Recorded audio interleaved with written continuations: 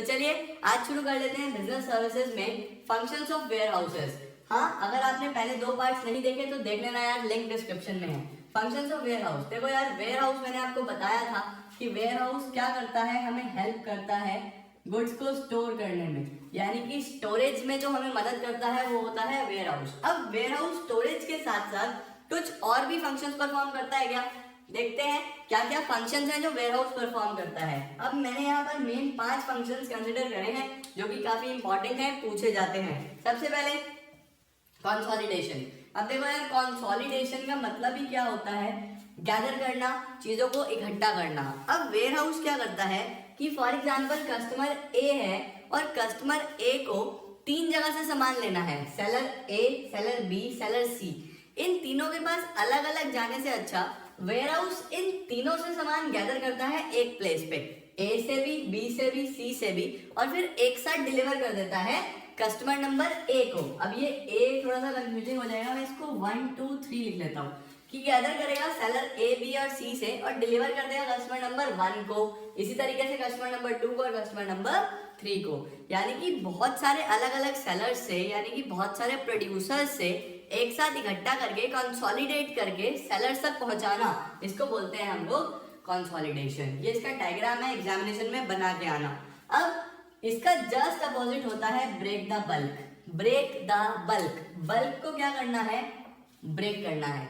यानी कि इस सिचुएशन में ये एक बड़े प्रोड्यूसर से, मैन्युफैक्चरर से बल्क में सामान आएगा और फिर छोटे छोटे पैक्स में या छोटे छोटे लॉट्स में ट्रांसफर हो जाएगा कस्टमर 1, कस्टमर 2, कस्टमर 3 को। तो जस्ट यहाँ पर एक पार्ट को छोटे छोटे पार्ट में तोड़ा जा रहा है और यहाँ पर छोटे छोटे पार्ट इकट्ठे करके एक साथ डिलीवर करा जा रहा है। तो ये मिलते जुलते हैं और एक दूसरे के रिवर्स हैं। Consolidation, break the bulk. तीसरा आता है हमारे पास स्टॉक पाइलिंग। अब गाइस, स्टॉक पाइलिंग क्या है? स्टॉक पाइलिंग का मतलब ही क्या होता है, स्टोरेज। स्टोर करना ऐसे गुड्स को जिनका रिक्वायरमेंट अभी नहीं है, जैसे कि मैंने डिस्कस करा था सीजनल गुड्स जो होते हैं। सीजनल जैसे कि एग्रीकल्चरल प्रोडक्ट्स हो गए, प्रोडक्शन तो अभी हो रहा है लेकिन बिकेगा 2 महीने बाद, उसको स्टोर करके रखना है, तो उसको क्या बोलते हैं हम लोग, स्टॉक पाइलिंग। इसके साथ साथ वेयर हाउस प्रोवाइड करते हैं बहुत सारी एक्स्ट्रा सर्विसेज, जिसको बोलते हैं हम लोग वैल्यू एडेड सर्विसेज। इनको क्या बोलेंगे, क्या क्या सर्विसेज है वैल्यू एडेड, जैसे कि मिक्सिंग करना, पैकिंग करना, लेबलिंग करना, ग्रेडिंग करना, सामान के ग्रेड करते हैं अलग अलग सिचुएशंस में। यानी कि स्टोरेज के साथ साथ उनको छोटे पैक्स में करना, उनका लेबल देना, ग्रेड करना, ये काम भी कौन करके देता है, वेयर हाउसेस। लास्ट आता है आपके पास प्राइस स्टेबलाइजेशन। प्राइस स्टेबलाइजेशन में क्या है, it helps in stabilising the price by adjusting supply of goods according to demand. अब देखो यार, अगर मार्केट में बहुत ज्यादा डिमांड हो रहा है, डिमांड बढ़ रहा है, डिमांड बढ़ने की वजह से समटाइम्स क्या होता है कि प्राइस ज्यादा हो जाता है। क्यों? क्योंकि डिमांड इतना ज्यादा है और सप्लाई मार्केट में कम है, उस सिचुएशन में प्राइस बढ़ जाता है। तो इसको रोकने के लिए ये लोग क्या करते हैं, सप्लाई को भी बढ़ा देते हैं। जैसे सप्लाई बढ़ेगा तो डिमांड कवर होने लगेगा और प्राइस स्टेबल रहेगा। यानी कि अगर शॉर्टेज होगा तो प्राइस बढ़ जाएगा ना, क्योंकि कमी हो जाएगी। तो वो उस सिचुएशन में स्टॉक को रिलीज कर देते हैं, सामान को रिलीज कर देते हैं ताकि प्राइस स्टेबल रहे।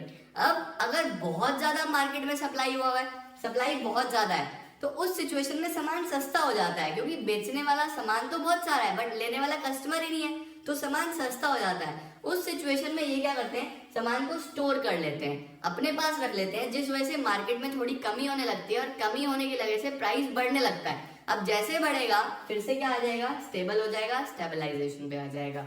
तो गाइस, ये भी एक फंक्शन होता है वेयर हाउस का कि it helps in stabilising the prices. I hope आपको ये फंक्शंस क्लियर हैं। अब देखो इंश्योरेंस क्या है। देखो यार, बिजनेस हो या लाइफ हो या फिर हेल्थ हो या फिर कुछ भी हो, हम लोगों की जिंदगी जो है वो रिस्क से भरी है। अनसर्टेन एनवायरनमेंट देखते हैं हम अपने चारों तरफ, अनसर्टेनिटी भरपूर है। अभी मैं आपके पास वीडियो बना रहा हूँ, कुछ नहीं पता नेक्स्ट मोमेंट में क्या होगा। अभी मैं आप तक ये सारी वीडियोस शेयर करूंगा, कुछ नहीं पता नेक्स्ट मोमेंट में मुझे कहाँ जाना पड़े, मेरी हेल्थ में कुछ प्रॉब्लम हो या कुछ भी हो सकता है। अनसर्टेनिटीज बहुत सारी हैं। तो इस सिचुएशन में हम लोग उस अनसर्टेनिटीज के रिस्क को बिल्कुल एलिमिनेट तो नहीं कर सकते क्योंकि हमारे हाथ में कुछ नहीं है, बट एटलीस्ट रिड्यूस तो कर सकते हैं। उससे बचने के लिए एक ऐसा कॉन्ट्रैक्ट बनाया गया जिसको क्या बोलते हैं हम लोग, insurance. It is a contract in which one party agrees to pay the agreed amount of money to other party. एक पार्टी एग्री कर रही है कि हम आपको पे करेंगे एक अमाउंट, क्यों?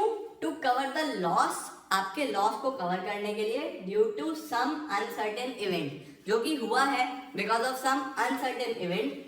अब सर क्या फ्री में होगा? बिल्कुल भी नहीं, in consideration of a regular payment. अब सर इस रेगुलर पेमेंट को क्या बोलते हैं? इस रेगुलर पेमेंट को बोलते हैं प्रीमियम।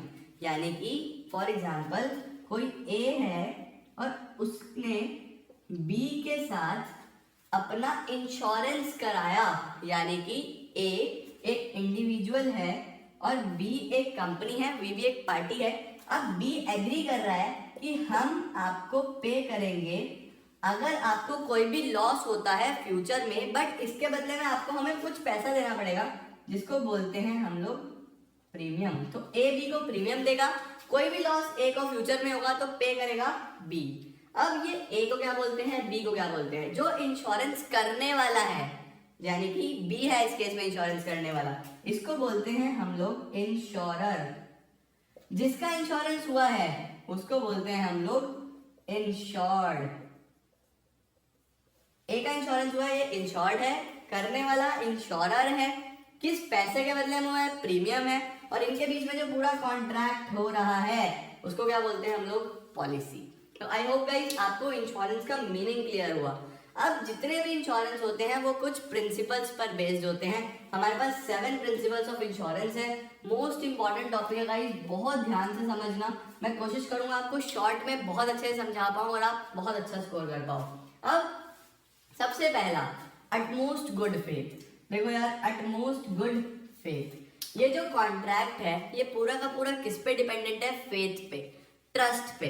इस सिचुएशन में क्या होता है, ए और बी दोनों ही ये चीज समझ के चलते हैं कि ए बी को सब कुछ सच सच बताने वाला है, सारा सामान मतलब चीजें, और बी ए को बताने वाला है सारी चीजें बिल्कुल सच सच। यानी कि ए बी से कुछ नहीं छुपाएगा और बी ए से कुछ भी नहीं छुपाएगा।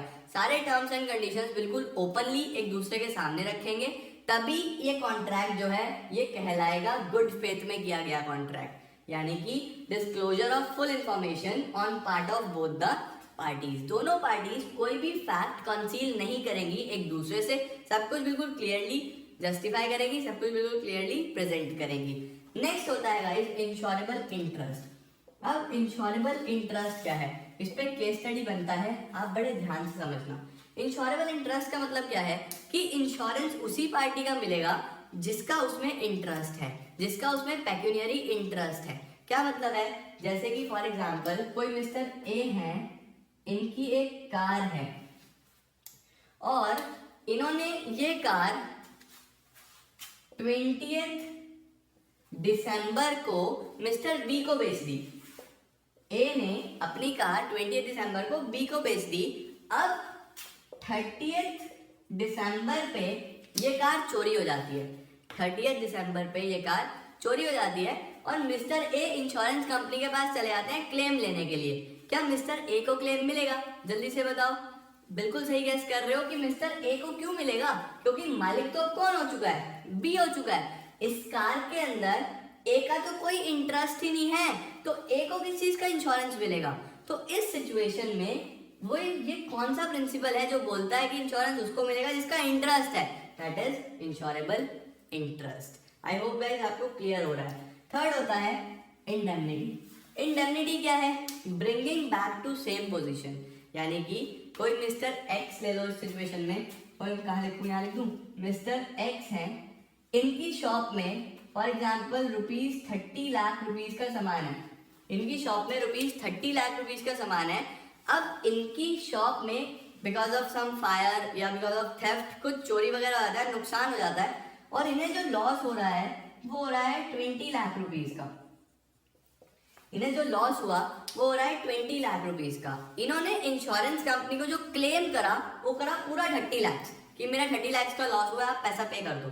इस सिचुएशन में कंपनी ने 30 लाख नहीं देगी, इन्हें सिर्फ कितना पैसा देगी? जितना इनका नुकसान हुआ है। 20 लाख, यानी कि अगर कंपनी ने 20 लाख कंपनसेट कर देती है तो क्या ये वापस से सेम पोजीशन में आ जाएंगे? बिल्कुल आ जाएंगे, क्योंकि 30 में से 20 का ही तो लॉस हुआ था, 10 तो पहले से था। अगर वो लॉस 20 का कंपनसेट कर देते हैं तो वापस 30 हो जाएगा या नहीं हो जाएगा? ये कौन सा प्रिंसिपल बोलता है? इंडेमनिटी। इसके बाद आता है प्रॉक्सिमेट कॉज। प्रॉक्सिमेट कॉज क्या होता है? देखो यार, समटाइम्स ना लॉस तो किसी रीजन की वजह से होता है, बट उसका फायदा कुछ और लोग भी उठा जाते हैं। उस सिचुएशन में आपको जो कंपनसेशन मिलेगा वो सिर्फ उसी लॉस की वजह से मिलेगा या उसी कॉज की वजह से मिलेगा जो आपकी पॉलिसी में स्टेटेड था। कि फॉर एग्जांपल देखो, मैंने लिखा है compensation only for loss stated in policy. आपकी जो पॉलिसी थी वो अगेंस्ट फायर थी, यानी कि आग अगर लगती है तो उसमें कोई नुकसान होता है तो कंपनसेशन बनता था। अब आपकी शॉप में आग लगती है और 20 लाख रुपीस का सामान डिस्ट्रॉय हो जाता है। उसके साथ साथ कुछ सामान लोग आग का फायदा उठा के चोरी करके भी ले जाते हैं, उठा के। यानी आपके जो लॉस हो रहा है वो दो सिचुएशन में हो रहा है, एक फायर से हो रहा है और एक थेफ्ट से हो रहा है। बट जो आपका मेन कॉस्ट था जिसका आपने इंश्योरेंस कराया था वो था फायर। तो जो आपको कंपनसेशन मिलेगा वो भी फायर का मिलेगा, थेफ्ट का आपको कोई भी कंपनसेशन नहीं मिलेगा। ये कौन सा प्रिंसिपल बोलता है? Proximate cause. नेक्स्ट आता है गाइस सब्रोगेशन। सब्रोगेशन क्या होता है? No profit making from sale of damage property. यानी कि अगर आपके पास कोई भी प्रॉपर्टी डैमेज हो जाती है जिसका इंश्योरेंस है और इंश्योरेंस कंपनी आपको पैसा पे कर दिया है, उस सिचुएशन में जो पार्ट डैमेज हुआ है वो किसका हो जाता है? इंश्योरेंस कंपनी का हो जाता है। आप उस डैमेज पार्ट को सेल करके कोई भी प्रॉफिट मेकिंग नहीं कर सकते, आप उस डैमेज पार्ट का कोई भी फायदा नहीं ले सकते। यानी कि मिस्टर एक्स हैं जिनकी कार का डैमेज का इंश्योरेंस था, इनका एक्सीडेंट हो जाता है और इनका फ्रंट का सारा पार्ट डैमेज हो जाता है। उस सिचुएशन में इंश्योरेंस कंपनी ने इनको बिल्कुल न्यू पार्ट लाके दिया। अब मिस्टर एक्स ये नहीं बोल सकते कि पुराना जो पार्ट है जो डैमेज हुआ है उसको मैं लोहे में मैं बेचूंगा और पैसा कमाऊंगा। वो डैमेज पार्ट किसका हो जाएगा? कंपनी का हो जाएगा। यानी कि जो भी पार्ट डैमेज होगा, जो भी प्रॉपर्टी डैमेज होगी, उसकी ऑनरशिप किसको मिल जाएगी? इंश्योरेंस कंपनी को। नेक्स्ट आता है कंट्रीब्यूशन। कंट्रीब्यूशन क्या होता है? अगर किसी इंसान ने थोड़ा समझदारी दिखाई या फिर वो ज़्यादा समझदार बनने की कोशिश करता है और 2 या 3 इंश्योरेंस करा लेता है अलग अलग जगह से, अब जो भी लॉस होगा तो वो सोच रहा है कि मैं तीनों जगह से अगर पैसा ले लूंगा तो ऐसा नहीं होगा। उसको पैसा कैसे मिलेगा? कंट्रीब्यूशन में। यानी कि अगर मिस्टर एक्स ने 3 जगह पॉलिसी करा ली, ए, बी और सी, और 1 लाख का लॉस होता है तो वो तीनों जगह से 1-1 लाख नहीं ले सकता। उसको उतना पैसा प्रोपोर्शनेटली मिल जाएगा जितना उसका शेयर जिस कंपनी में बनता है। यानी कि तीनों कंपनी से वो पैसा रिकवर नहीं कर सकता। आप खुद सोचो कि 1 लाख का लॉस हुआ है और 3 लाख कैसे रिकवर हो जाएंगे? पॉसिबल ही नहीं है। वो मिलके करेंगे कंपनसेट, और अगर किसी एक एजेंसी ने सारा कंपनसेट कर दिया तो बाकी बची हुई 2 कंपनीज लायबल ही नहीं है। तो कंट्रीब्यूशन क्या होता है? कि मिलके कंपनसेशन देना। लास्ट क्या होता है? मिटिगेशन। मिटिगेशन क्या है?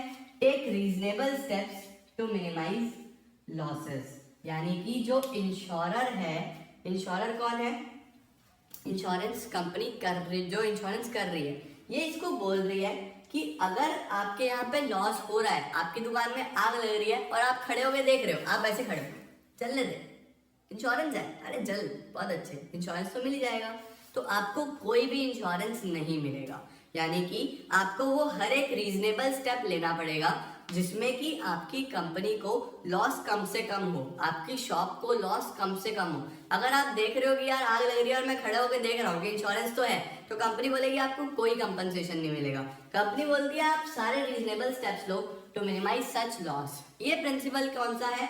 मिटिगेशन। तो ये थे guys 7 principles of insurance. Video अच्छी लगे तो लाइक जरूर कर देना और सबके साथ शेयर करना, सब्सक्राइब करके जाना। थैंक्स अ लॉट गाइस, आज के लिए इतना ही। कल मिलते हैं नेक्स्ट वीडियो के साथ।